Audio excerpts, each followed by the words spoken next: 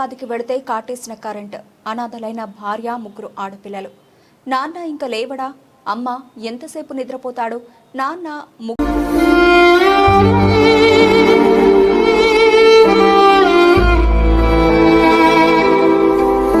కుమార్తెలు అనడంతో పిల్లలను పట్టుకుని తల్లి గుండెలు పగిలేలా ఏడ్చింది.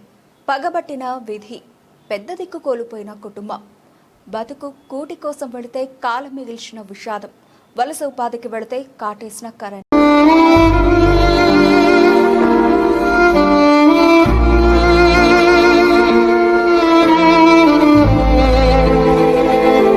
అనాథలైన భార్య, ముగ్గురు ఆడపిల్లలు. నాన్న ఇంకా లేవడా? అమ్మ ఎంతసేపు నిద్రపోతాడు నాన్న? ముగ్గురు కుమార్తెలు అనడంతో పిల్లలను పట్టుకొని తల్లి గుండెలు పగిలేలా ఏడ్చింది. నువ్వు లేనిది మేమెట్లా బతికేది, మాకు దిక్కెవరు అంటూ భార్య లక్ష్మి దిక్కులేని కుటుంబానికి దాతలు, మానవతావాదులు, స్వచ్ఛంద సంస్థలు ముగ్గురు ఆడపిల్లల భవిష్యత్తు కోసం ముందుకు రావాలని వేడుకుంటున్న గ్రామం. కుటుంబంపై విధి పగబట్టింది. రెక్కల కష్టంపై ఆధారపడి బతుకుతున్న కుటుంబం పెద్ద దిక్కును మృత్యు కరెంటు రూపంలో కాటేసింది. అన్నీ తానై తన భుజాన వేసుకునే కుటుంబం భారాన్ని మోస్తూ జీవనం సాగించేవాడు.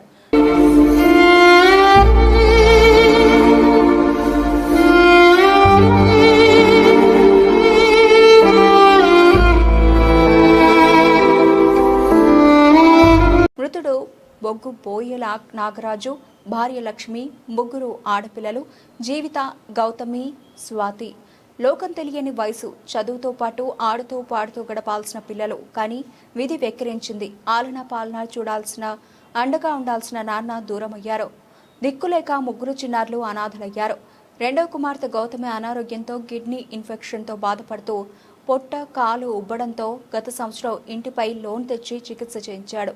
ప్రతి 6 నెలలకు ఒకసారి హెల్త్ చెకప్కి వెళ్లారు.